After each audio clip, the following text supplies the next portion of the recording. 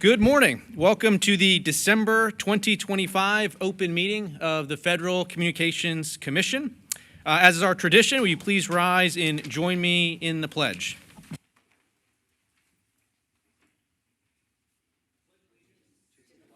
of the United States of America and to the republic for which it stands, one nation, under God, indivisible, with liberty and justice for all.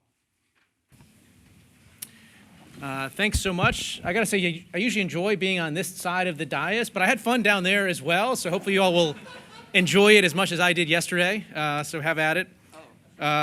With that, Madam Secretary, would you please introduce this morning's agenda? Thank you, Mr. Chairman. Good morning to you and good morning, Commissioners. For today's meeting, you will hear 3 items for your consideration. First, you will consider a third report and order and third further notice of proposed rulemaking that would update rules to curb robocallers' access to phone numbers. Second, you will consider a report and order on the advancement of the low-power television, TV translator, and Class A television service. Third, you will consider a direct final rule that would move to delete approximately 36 rules and requirements that regulate obsolete technology and are no longer used in practice by the FCC, industry, or the public, or are otherwise outdated or unnecessary. This is your agenda for today. Today's first item is titled Updating Rules to Curb Robocallers' Access to Phone Numbers and will be presented by the Wireline Competition Bureau. Joseph Calachione, Bureau Chief, will give the introduction. Thank you, Madam Secretary. Chief Calachione, when you're ready. Good morning, Mr. Chairman and Commissioners. The Wireline Competition Bureau is pleased to present for your consideration a third report and order and third further notice of proposed rulemaking that, if adopted, would take another important step in fighting illegal robocalling. I'd like to thank the Wireline Bureau team for their hard work on this item, as well as our colleagues throughout the Commission for their contributions and review. This was a cross-agency effort, and we appreciate the collaboration. With me at the table today are Kara Voth, Deputy Bureau Chief, Jody May, Chief of the Bureau's Competition Policy Division, and Jordan Reth, Attorney Advisor in the Competition Policy Division, who will now present the item. Jordan? Thank you, Joseph, and good morning, Mr. Chairman and Commissioners. In 2023, the Commission adopted a series of required certifications and disclosures for interconnected VoIP entities newly applying for direct access numbering authorization. The certifications and disclosures target illegal robocalling and enhance compliance with important public safety and national security protections. Today, the third report and order, if adopted, would apply those same updated requirements to all existing authorization holders, specifically to providers that received an authorization before the 2023 rule updates. The third report and order would require, among other things, first, that existing authorization holders make robocall-related certifications to help ensure their compliance with the Commission's rules targeting illegal robocalls. Second, that existing authorization holders disclose and keep current information about their ownership, including foreign ownership, to mitigate the risk of providing bad actors abroad with access to U.S. numbering resources. Finally, that existing authorization holders certify to their compliance with other important Commission rules that are applicable to interconnected VoIP providers. Existing authorization holders would be required to file these updated certifications and disclosures within 30 days of the effective date of these rules. The third further notice of proposed rulemaking, if adopted, would continue strengthening the Commission's rules and protect consumers and the nation's communication networks from bad actors seeking to misuse our finite numbering resources. First, the further notice would refresh the record concerning reclaiming numbering resources from interconnected VoIP providers that obtained numbering resources through direct access but have subsequently had their VoIP numbering authorization revoked or terminated.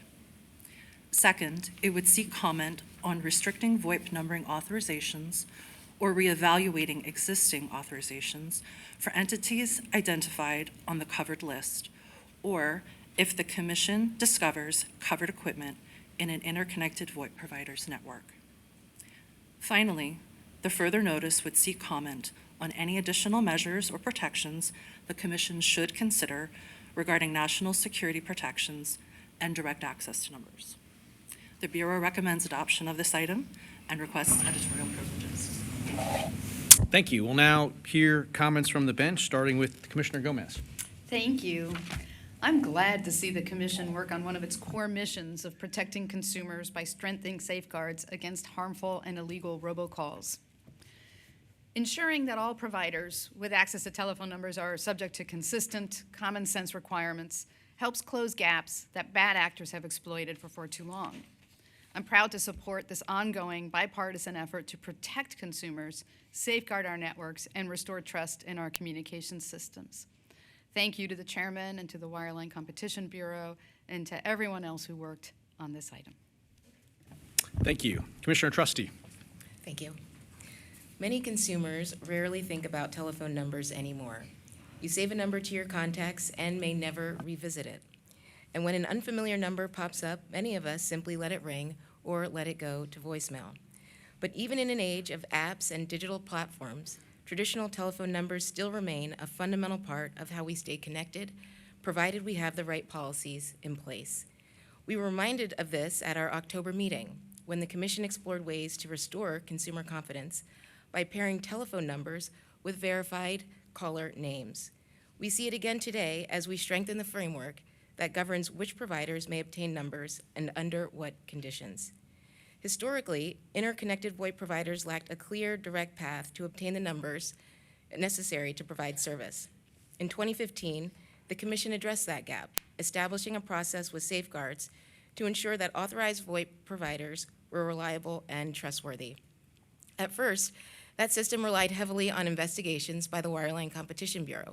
Over time, however, the Commission identified issues better addressed up front in providers' applications, such as robocall compliance, foreign ownership, and other important public interest considerations. In 2023, the Commission refined its procedures so that new VoIP numbering applicants would address these issues in their initial filings. Today's item takes the next logical step, ensuring that all VoIP providers with direct access to numbers, not just new applicants, make the same certifications and disclosures. The further notice builds on that foundation. It seeks comment on how the Commission should respond when a VoIP provider with direct access to numbers falls short of its obligations, while ensuring that the provider's customers aren't harmed. The notice also asks how we can further protect against national security risks, for example, if VoIP providers with numbering access were operating unsecure equipment in their networks. Today's item builds on a number allocation framework that has guided the industry for nearly a decade, advancing critical interests like robocall prevention and national security. I look forward to continuing the Commission's work to protect consumers through our numbering policies. My thanks to the Wireline Competition Bureau for their excellent work on this item. Thank you, Commissioner. Throughout this entire year, we have been building on past FCC actions on robocalls and trying to emphasize a particular new approach. In years past, it's oftentimes felt like a game of whack-a-mole. We shut down one type of loophole, another one arises, we go after one bad actor, and another one is right there to fill in. What we've been doing this year is looking at every single portion of the life cycle of a call and making it more difficult for bad actors to reach your phones. We've been making it harder for bad actors to get phone numbers, harder for bad actors to keep them. We are increasing the requirements on carriers to know their customers, so hopefully if they're a bad actor, they're not onboarding them.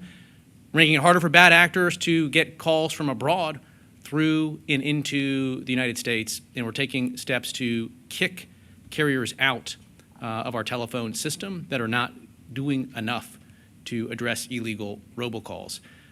Today's step is another portion of that work stream. As we've heard already, we required a couple years ago VoIP providers that seek direct access to numbers to make robocall-related certifications to ensure that they're doing enough to combat these illegal calls.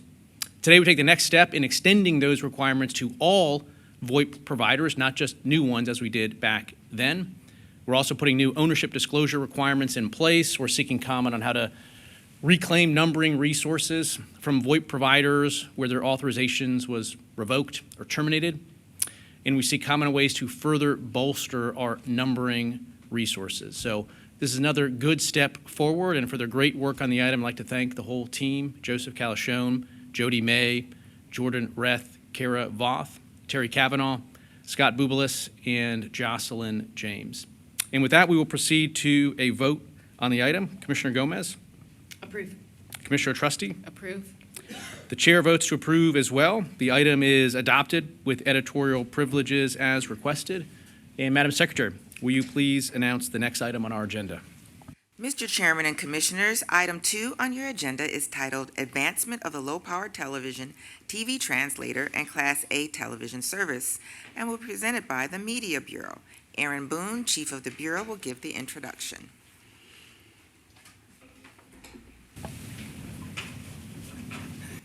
Chief Boone, when you're ready. I'm ready. Good morning, Mr. Chairman and Commissioners. Today, the Media Bureau presents a report and order that amends the Commission's low-powered television station service. This includes low-powered television stations, TV translator stations, and Class A TV stations. This order is the latest effort to eliminate obsolete or unnecessary rules and to make sure that our rules are clear, concise, and current.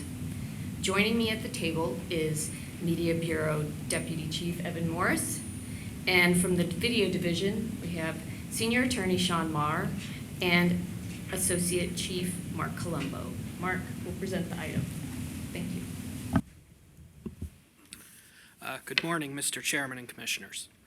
The Commission created the LPTV service over 40 years ago to bring local television service to viewers otherwise unserved or underserved by existing full-power television service providers. Today, the LPTV service is an established component of the nation's television system, delivering free over-the-air TV service, including locally produced programming, to millions of viewers in both rural and discrete urban markets across the country. In some communities, LPTV service stations represent the sole source of over-the-air TV programming, including news and emergency information. The item before you amends the Commission's rules in order to provide broadcasters with regulatory clarity and certainty and help the LPTV service continue to flourish and serve the public interest. First, the order revises the rules pertaining to the so-called minor modification rule by resolving inconsistencies and establishing uniformity across the LPTV service with regard to the maximum distance a station may move as part of a minor change and the method used to calculate the proposed distance. These revisions maintain the flexibility needed by stations to make minor changes while preserving service to viewers who have come to rely on their local LPTV service station. The order goes on to replace current informal processes and criteria and establish formal methods for LPTV service stations to designate a community of license and modify their service designation. It also clarifies the Commission's call sign rules to ensure stations maintain one that is consistent with their class of service. Next, in order to ensure that broadcast spectrum is being used for its intended purpose, the order codifies LPTV stations' minimum video program requirements. The order also clarifies the type of emergency alerting equipment that LPTV stations must install and maintain. Finally, the order updates technical, filing, and operational rules to prevent interference, streamline processes, delete obsolete rules, and implement common sense revisions to account for changes to the LPTV service. The Media Bureau recommends that the Commission adopt this order and request editorial privileges to make any necessary technical or conforming edits. Thank you so much. Thank you, Mark. We will now hear comments from the bench. Commissioner Gomez. Oh, I forget I go first. I think I'm already in holiday mode. Yeah, we're ready. I'm happy to support this report and order. Low-powered television service was established over 40 years ago to improve broadcast service options in rural and urban communities. Since that time, low-power TV has grown to include thousands of stations providing service in every state and territory. These broadcasters air programming ranging from niche, local produced content to some that are affiliated with national broadcast networks and everything in between. So updating the applicable rules for clarity to eliminate confusion will simplify and improve processes for broadcasters and for commission staff. So thank you to the chairman and thank you to the Media Bureau for your work on this item. Thank you, Commissioner. Commissioner Trustee. Thank you. With Thanksgiving still fresh in mind and more holidays around the corner, I wanted to again express my appreciation for the talented staff of the FCC. Your dedication and expertise are fundamental to the Commission's ability to meet its full potential, and this item is a prime example of that.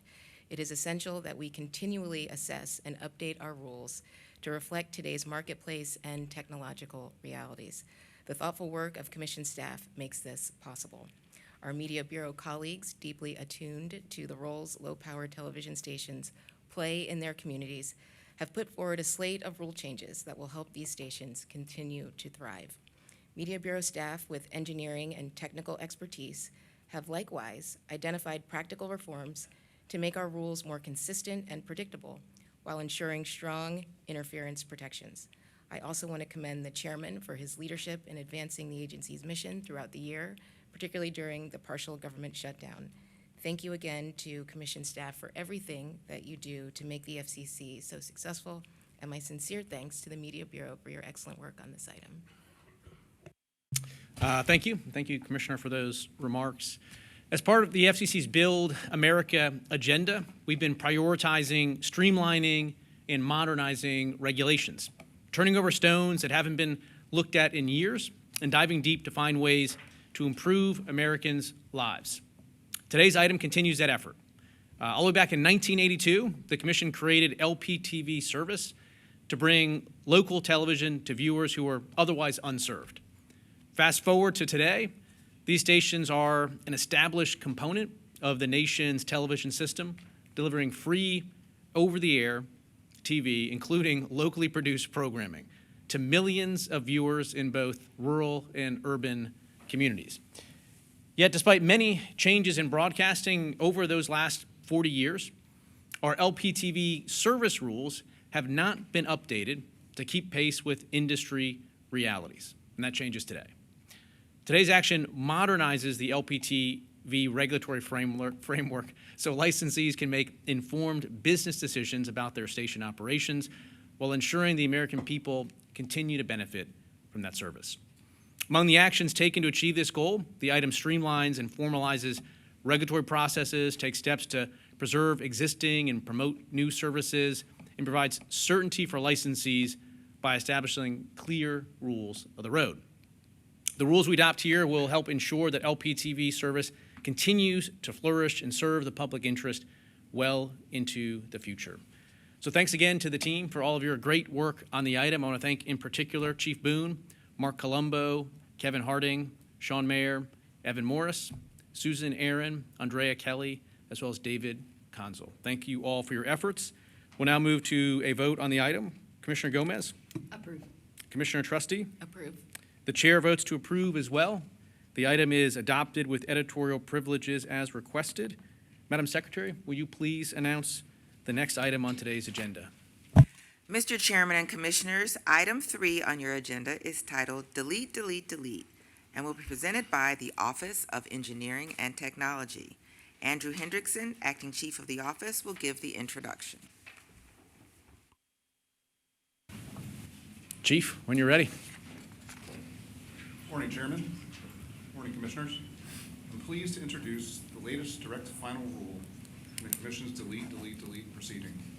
This item marks the next step in the continuing effort to modernize the Commission's regulatory framework and pave the way for the next generation of innovation by removing rules found in Parts 2, 15, and 18 that are either obsolete, no longer used in practice, outdated, or otherwise unnecessary. With me at the table are Associate Chief Jameson Prime and Kathleen Burke, Chief of OET's Spectrum Policy Branch. Kathleen will now present the item. Good morning, Mr. Chairman and Commissioners. Today, we present OET's direct final rule, which is the next step in the Commission's Delete, Delete, Delete proceeding. This direct final rule, if adopted, would repeal 36 rule provisions totaling 12,008 words, which represents more than 25 pages in the Code of Federal Regulations. These rule provisions are found in Parts 2, 15, and 18, which are managed by OET. We have identified these rule provisions as appropriate for removal because they either regulate obsolete technology, are no longer used in practice by the FCC, industry, and the public, or are otherwise outdated and unnecessary. For example, we are deleting a rule that regulated the instructional television fixed service, which as of January 10th, 2005, was reassigned to the educational broadband service and references conditions that have since been deleted.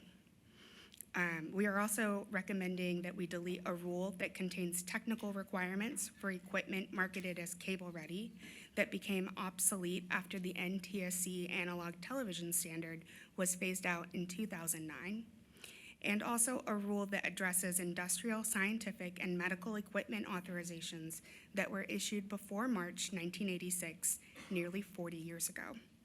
The Office of Engineering and Technology recommends adoption of this item and requests editorial privileges to make technical and conforming edits. Thank you. Thank you, Kathleen, for the presentation. We'll now turn to comments from the bench with Commissioner Gomez. Thank you. I have concurred in part with two previous DFRs because they identified rules that have expired or are obsolete. However, even in those instances, as in this DFR, my process concerns remain. The procedure used today to erase rules adopted pursuant to notice and comment was put in place without seeking public comment on appropriate processes and guardrails. I cannot support the elimination of substantive rules pursuant to this procedure. Nonetheless, I recognize the hard work of the Office of Engineering and Technology to identify rules that are potentially obsolete. Thank you. Thank you, Commissioner. Commissioner Trusty. Thank you. I won't have a statement for this item, but I want to thank the Office of Engineering and Technology for your really good work on this item. Thank you. Thank you, Commissioners. So we started out on this searching delete proceeding just about 6 months ago. And in our very first phase, we've been targeting deadwood regulations at scale. In just those first few months, the FCC's team has delivered really impressive results. When you add today's item to it, we've cumulatively eliminated or teed up for removal more than 1,100 rules and requirements, totaling over 134,000 words and over 300 pages across 9 separate items. So far, we've deleted rules for prehistoric technologies like telegraph and rabbit ear receivers and phone booths, requirements adopted in a bygone era like cable rate regulation. We've looked at illegal government overreaches like the Title II regulations that were still on the books for the broadband industry, regulation of defunct services and mandates that expired or sunset many years ago, like rules relating to auction procedures for the 3G era. Today, we eliminate 36 rule provisions, regulations that looked at analog cable receivers, cordless phones, and other older forms of technology. But 2025 is just the beginning.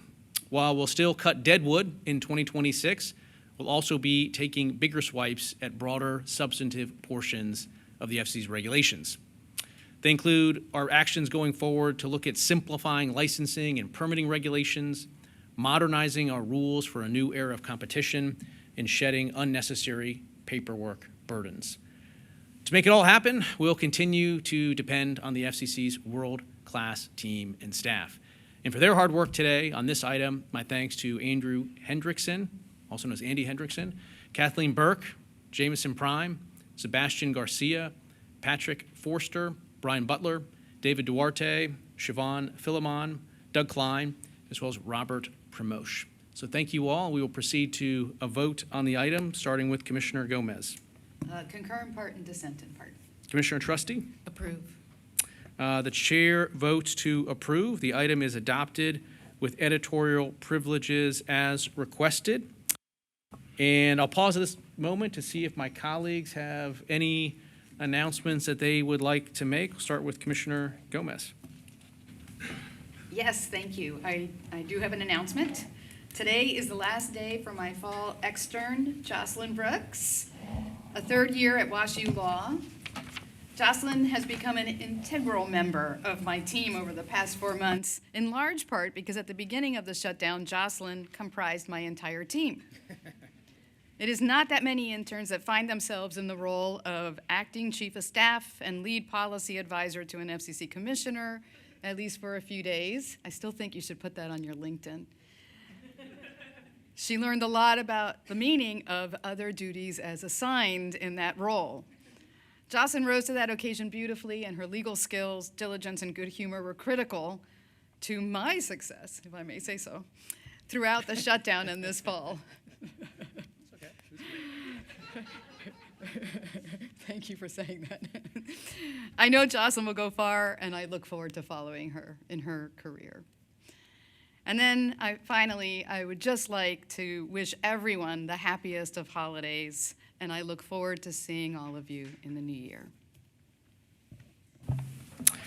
Thanks. Before I get into some FCC retirements, which is typical at the end of the year, we do have some news of the passing away of an FCC colleague. It's with a heavy heart that we announced the passing of Doug Kyle.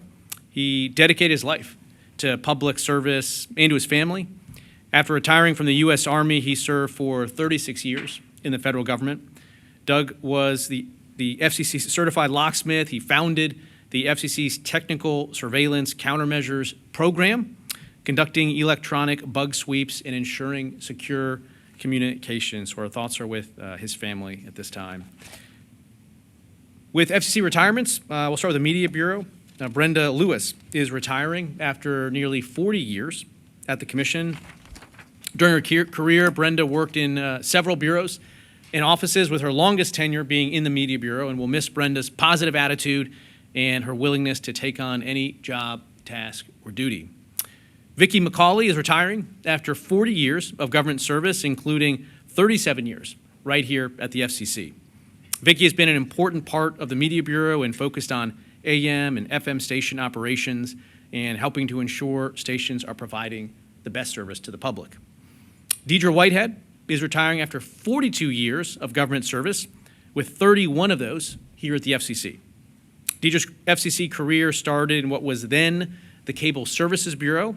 She became a plank owner of the Media Bureau and will end her tenure as a management analyst in the Media Bureau's policy division.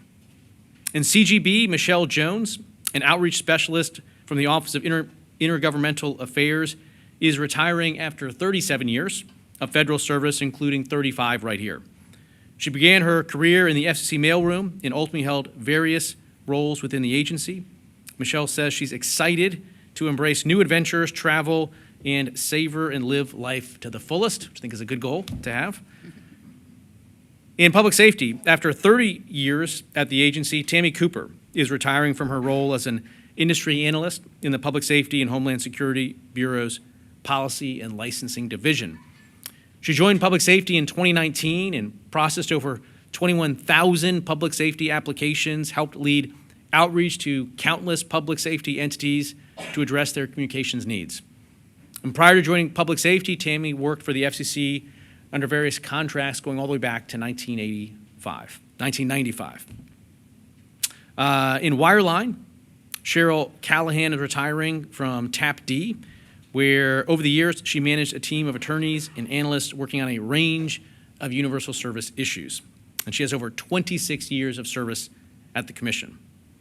In OGC, David Senzel will retire after more than 48 years its service here at the Commission, first in the Office of Opinions and Review, and then in the Office of General Counsel. David has been OGC's long-standing expert on administrative law, judge matters, hearings, our ex parte rules, which he mostly wrote over several decades. So our General Counsel, Candub, is going to have some shoes to fill in terms of expertise to backfill for that. He's also provided advice and counsel on numerous other matters over the years, including on intellectual property. Royce Sherlock of OGC is retiring after 29 years at the Commission. Royce began her tenure in the Cable Services Bureau and later moved to the Media Bureau.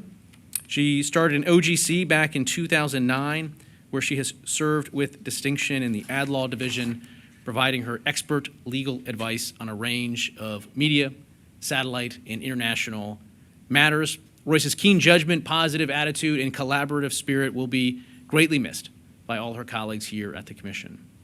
And with that, that is the end of our announcements for this month. I want to wish everybody Merry Christmas, Happy Holidays, and I will now turn it back to Madam Secretary to announce the date for our next meeting.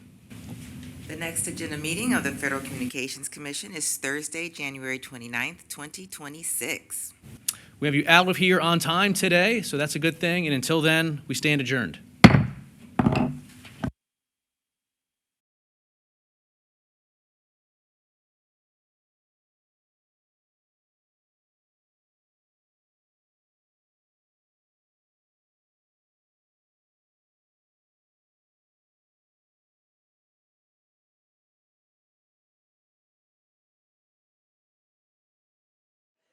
All right, everybody, we'll be starting the chairman's press conference momentarily, so if you could please take your conversations outside, greatly appreciate it.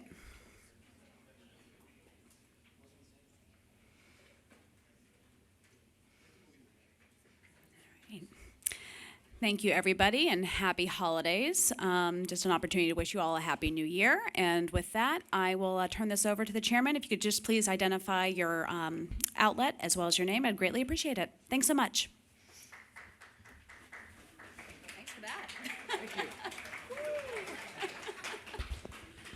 So good to see you all here. It's the end of the year. It has been a very busy, very productive, and I might even say eventful year at the FCC. I am incredibly proud and grateful to the agency's career staff, as well as the political staff, a lot of which are here.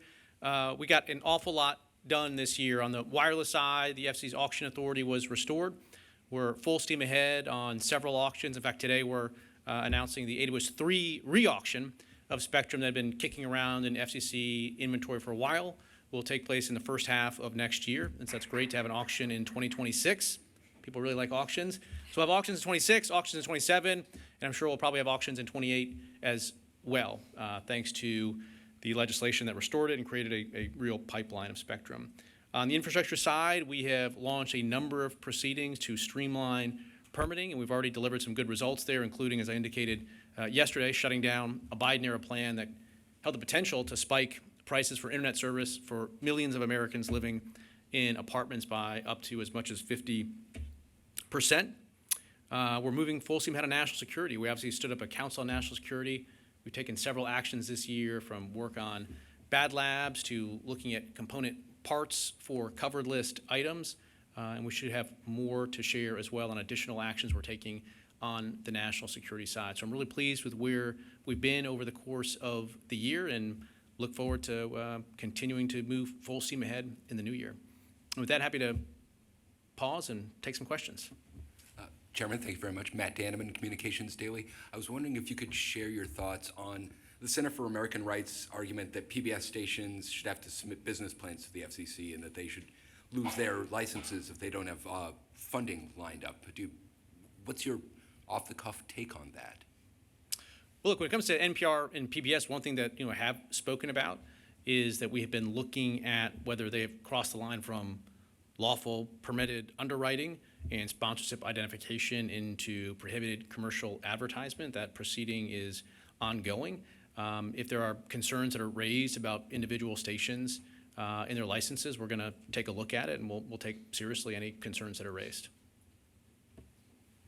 Good morning, Mr. Chairman. Good to see you again so soon. Kelsey Griffiths with Bloomberg News. During yesterday's oversight hearing, you mentioned that the public airwaves could potentially be auctioned off if buyers wish to avoid the public interest standard. So I wanted to see if you could clarify how that's different from what already happens when there is a popular station that goes to an auction when there's more than one interested buyer. Adding to that, the president tweeted or wrote yesterday that he would like to see the airwaves used in a better way, and that he would like to see the networks pay significant money for use of the airwaves. Do you know what he's talking about there, and does that have anything to do with sort of this auction plan that you mentioned? Well, look, broadcasters originally got their spectrum from the government for free, and it's a very valuable public resource.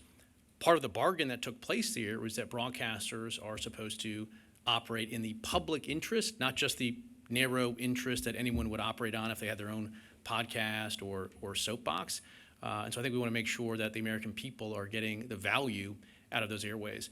The idea that I talked about is to the extent that people are uncomfortable with the public interest standard, again, that's the statute that Congress passed, there could potentially be a path forward if broadcasters or others don't like the public interest obligation. Perhaps we should consider some sort of spectrum auction where anybody can buy the spectrum and it can be put to its highest and best use. And if broadcasters want to buy it without having to have the public interest obligation, then there can be some competition for that. But until there are reforms or changes along those lines, our job is to enforce the Communications Act, and that's exactly what we're going to do. In terms of that type of auction, that's something that presumably would potentially require legislation from Congress. But I think all ideas are on the table. Fundamentally, I think we're trying to reorient the FCC's approach to the broadcast sector. I think over the years, as I've said a lot here, the agency stepped back from enforcing the public interest standard. I don't think that was a good thing. If people don't like having to comply with the public interest, again, there's many, many ways of distributing programming these days that don't have a public interest obligation. So if someone doesn't like it, they can distribute it through other means. But if you want to be on this one unique thing of the broadcast airwaves, we're going to hold them accountable to that. Now, as a follow-up, Senator Cruz yesterday said that he would like to see the public interest standard go away. And the public interest standard is obviously something that you have made use of in the last year of your chairmanship. Would that make your job harder if it goes away? And what would you have to say to a proposal around those lines? Well, like I said, Congress is certainly free to offer legislation to change the Communications Act. And if Congress and the White House pass and sign legislation, we'll do whatever it is that they end up enshrining. But as of right now, the public interest standard is there, and we're going to be vigilant about enforcing it. Thank you. Good morning. Diego Munoz with Punchbowl. Kelsey actually stole my question, but I'll ask a different one. Commissioner Gomez said that you'd support some type of definition to the public interest standard. Is that something that you're open to? Well, I think the FCC has been clear. I mean, over 50 or 60 years, we have fleshed out and spelled out the public interest standard in case after case after case. And I think broadly speaking, broadcasters understand what that is. The core component of the public interest standard is to identify the needs of the local community, the community that a broadcaster is licensed to. There's an issues and programs list that they're supposed to put in their public inspection file. And the question is whether they've identified the needs of the local community and whether through their programming they're meeting those needs. We have other specific rules as well. Broadcast hoax is codified in our regulations. It spells out exactly what a broadcast hoax is. We have a news distortion policy, again, that's been developed through FCC case law. We have political equal opportunity regulation. So I do think that the public interest standard has been fleshed out by the agency for 50 or 60 years. Maybe people have forgotten, but at least I think broadcasters hopefully continue to look at the FCC's rules in our case law, and I think there's a lot of guidance there. Chairman Ted Johnson from Deadline. Just following up on some of the questions, Ted Cruz, or Senator Cruz, Chairman Cruz, also said, well, his exact quote was, "The public interest standard and its wretched offspring, like the news distortion rule, have outlived whatever utility they once had. And it's long past time for Congress to pass reforms." More specifically on the news distortion rule, why would you entertain the idea of the FCC eliminating that, just given that the attacks that Senator Cruz has? And also there's a petition that includes a number of former FCC chairs that they say that this rule should be eliminated. No, I will not be eliminating the FCC's news distortion policy. It's been in our case law for decades at this point. I do think it's interesting. Yesterday, if you saw some of the Senate Democrats suggesting that I guess they don't like the news distortion policy, but what I was trying to figure out in some of the discussions with the senator was they don't like the policy, or they don't like the policy when their nominees are not in charge of the FCC. Senator Markey, as I walked through, it may have been hard to hear it, there was some talking over happening, but Senator Markey in 2018 wrote a letter to the FCC specifically calling on the agency to use the news distortion policy. They are actually outside the four corners of what that policy would have done, and there's been instance after instance of it. And so as long as that rule and policy is on the books, broadcast hoax rules, news distortion policy, I think the FCC should apply it, and we should apply it even-handed. I get it if you're Senator Markey and you've been weaponizing these precedents for years, but what we're doing now is we're applying those same precedents in an even-handed way. If that feels like discrimination to people that benefited from a two-tier system of justice, that doesn't make it so. But we're going to continue to hold broadcasters accountable. Following up on what the president said yesterday, or wrote on Truth Social yesterday, about having broadcasters pay significant amounts of money to pay to use the public airwaves. Do you have any plans to take action on, this presidential request?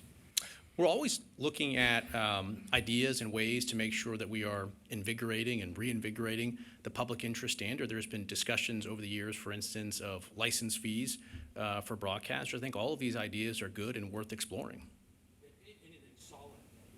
Just specifically where broadcasters would have to pay pretty significant sums for their use of spectrum. No specific news to break here. I mean, look, one thing that's clear, too, is we move into this new era of ATSC 3.0, for instance.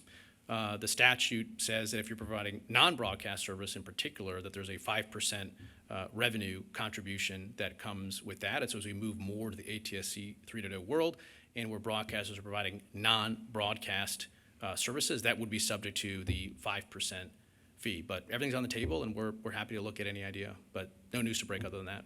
Okay, thank you. Commissioner Wesley Brown with MLEX. At the December 16th hearing, Commissioner Trustee said that FCC commissioners do not have for-cause removal protections, which means they aren't independent. Is it your understanding that for-cause removal protections are what makes an agency independent? Yeah, historically, if you look at the definition of independent agency, there's a number of factors that courts and others have analyzed in terms of this scale question of independence, but the key among them is for-cause removal protection. And the Communications Act was passed by Congress in 1934, 1 year before Humphrey's executor, and so Congress chose not to include for-cause removal protections of FCC commissioners. So any FCC commissioner can be fired by the president for any reason or no reason at all. Dave Shermanson from Reuters. Just two quick questions if I can sneak an extra one in. Following up on this line of questions about President Trump and he's been pressuring you for months to take further action against broadcasters. In August, he said NBC and ABC were airing bad stories about him and you should move to revoke the licenses of individual stations. And then last month, he called on you to revoke ABC station because he didn't like the question a reporter had asked about Jamal Khashoggi. Can you sort of respond to this sort of pressure from President Trump?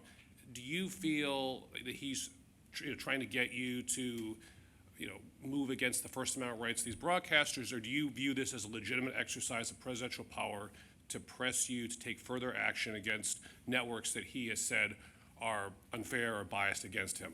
I think President Trump uniquely understands that broadcast media is fundamentally different. He understands, unlike other officials in government, that broadcasters have licenses, they have a public interest obligation, and his position is that those broadcasters should comply with those public interest obligations. That also happens to be my position as well. I think we've seen some good progress on that front. I think there's more work to do in terms of reorienting this. One concern that I've expressed, for instance, is the local broadcasters are the ones that are actually licensed by the FCC, not the national programmers. And over the years, those national programmers have exerted more and more control over the programming decisions of those local TV stations. Now, we saw a month or two ago local TV stations pushing back, probably for the first time in many years, and I think that's a good thing. But we're seeking comment right now, for instance, on that relationship between the national programmers and the local TV stations, including this idea of preempting programming. We heard this yesterday, including from the ranking member, about how to get more local news, local reporting, and potentially less of the national programming. And that's, again, one of the questions we're looking at is how do you potentially make sure there's more windows in those primetime, late night, and evening hours for actual local news and reporting. And so I think there's an entire alignment here and clarity about the FCC's media policies, which is we are going to vigorously enforce that public interest standard, and I agree. I think it's a good thing. DGI and the covered list, so there's a deadline looming of next week for a national security review to be completed of DGI. If that doesn't happen, the FCC is required under last year's NDAA to add them to the covered list. Is that something that you're expecting to happen, because we're only a few days away?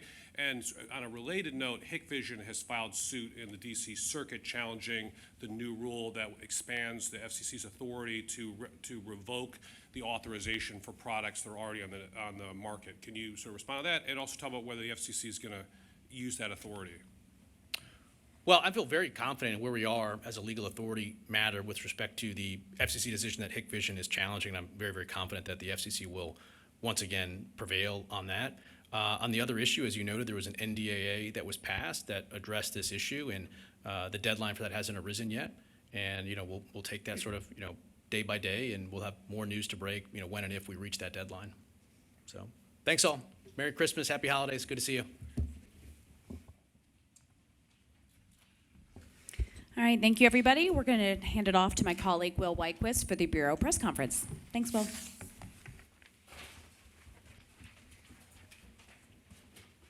Good morning, happy holidays. Scaring away the reporters. So we're going to go through the items on the meeting today, and if you have any questions specific to the things that were adopted today, we'll call up the bureaus and offices. So the first one is the Wireline Bureau, the robocall item at Wireline.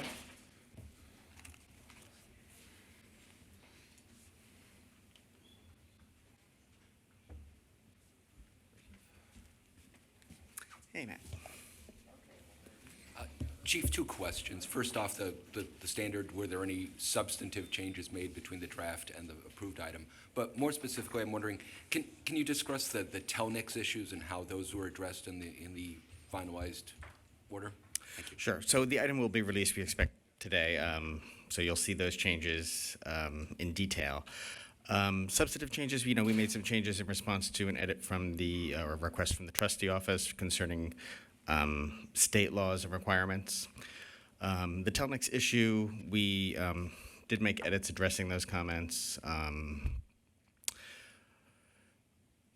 It mainly focuses on the procedural aspects of it, the NAL, and reminding or addressing and clarifying in the item that yes, an NAL is not a final adjudication, but parties still have to certify and can explain the circumstances of an NAL and how it is not entirely disqualifying. Any questions on this item? Thank you. Any questions on the Media Bureau item, LPTV? Matt? Media Bureau? Aaron?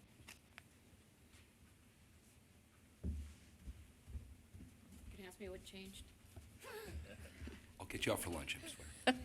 Just the one question, any substantive changes between draft and final? Yeah, we addressed some comments and requests from the trustee office, and that was in footnote 294. So, all right. Cool. Anything else? Thank you. I was ready this time, Matt. Wow. Footnotes referenced in a press conference. I think that might be a first, and I appreciate Aaron for that. Any questions on the OET's delete item? No? Okay, great. And with that, I will hand it off to Commissioner Gomez. Thank you all very much, and happy holidays.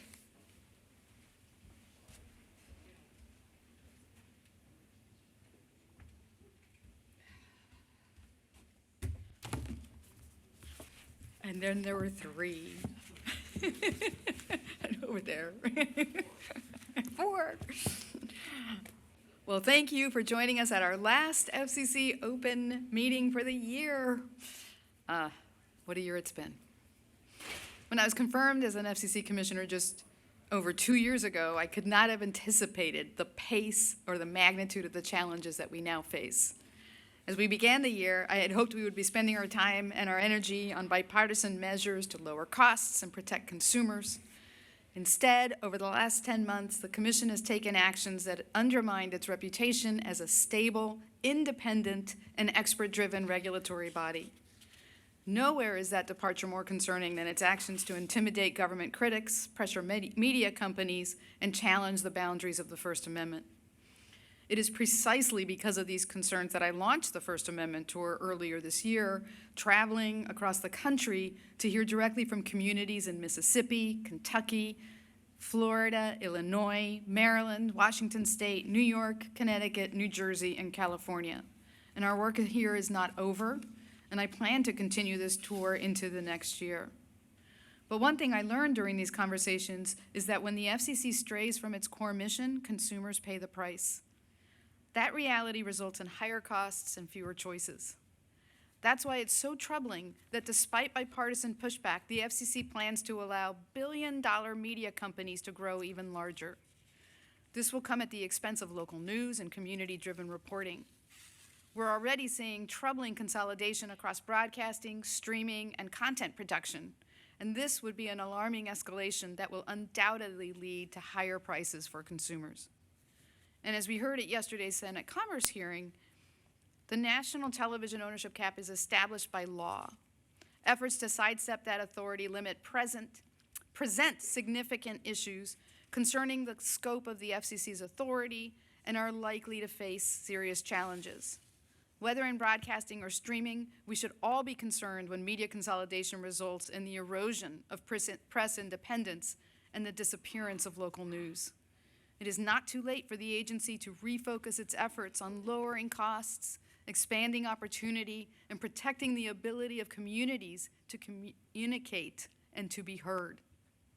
So in the next year, I and many others will continue to keep an eye on this agency and what it does next.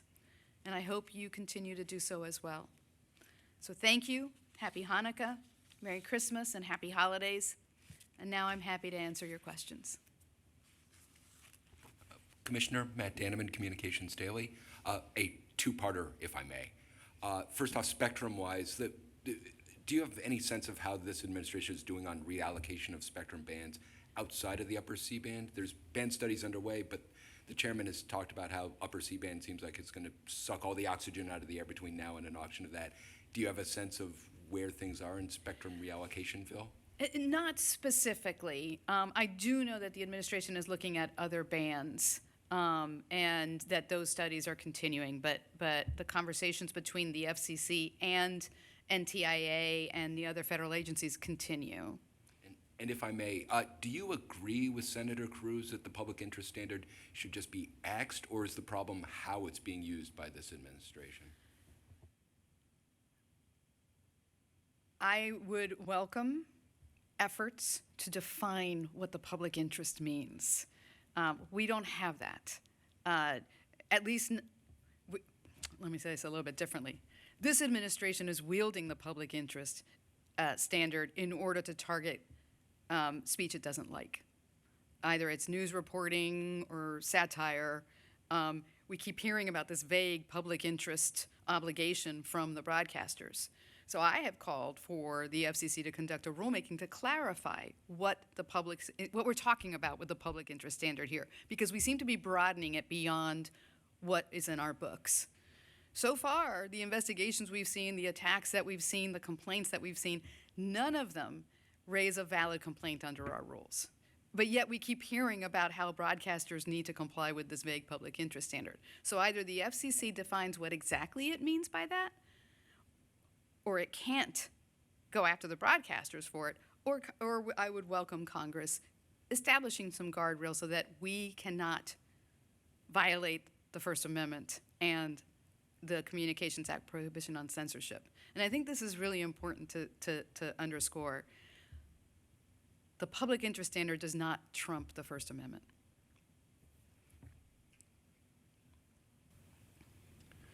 Commissioner Ted Johnson from Deadline. We heard at yesterday's Senate hearing and today from Chairman Carr, when talking about the news distortion rule, he often cites the fact that senators back in 2018, I believe it was, invoked that in their letters about Sinclair. Mm-hmm. How do you respond to that? He's essentially saying that, hey, wait a minute, I'm just doing what Democrats have done. What you did not see in the last administration was the administration take action against any broadcaster for the content of their broadcasting or for their editorial decisions in newsmaking. We often hear from both sides of the aisle in Congress What we don't do is then weaponize our authority in order to affect how broadcasters actually provide news and satire and even other programming to consumers, because that is prohibited by the First Amendment. Thank you. Wesley Brown with MLEX. You talked about it a little bit, but I guess I'm kind of curious your thoughts on what 2024 was like compared to 2025, and maybe your outlook and hopes for what the commission can do in 2026. Maybe even particularly, you talked about mergers.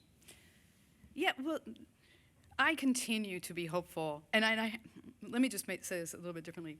We have a core mission here, right? Our core mission is to connect consumers. It's to enable innovation through smart spectrum decisions. It's to provide public safety what they want and what they need. Everything they want. No, kidding. What they need in order to do their jobs, make sure consumers have the information that they need, protect consumers, and of course, protect a strong media ecosystem. That's our core missions. I would love to go back to that. Instead, what we're seeing under this administration is we really are not focused on consumers. I'm glad we did a robocall item today. I think it would be political malpractice not to continue to fight robocalls. But I'd really like to see more decisions being made with protecting consumers in mind. Instead, we're seeing the commission propose to eliminate rules that provide transparency to consumers, that give them information about their services, and that protect consumers. I'd also love to see us look at affordability. I've been talking about this for years now. When we lost the Affordable Connectivity Program, consumers lost important support for the most important communications medium, which is broadband. So I'd love to see us go back to that. And you know, in general, I'm very supportive of taking actions on spectrum and in ensuring that we have the right framework for innovation. I just want to make sure that in the end, everything we do, it's with consumers in mind. Okay? Happy holidays. Thank you.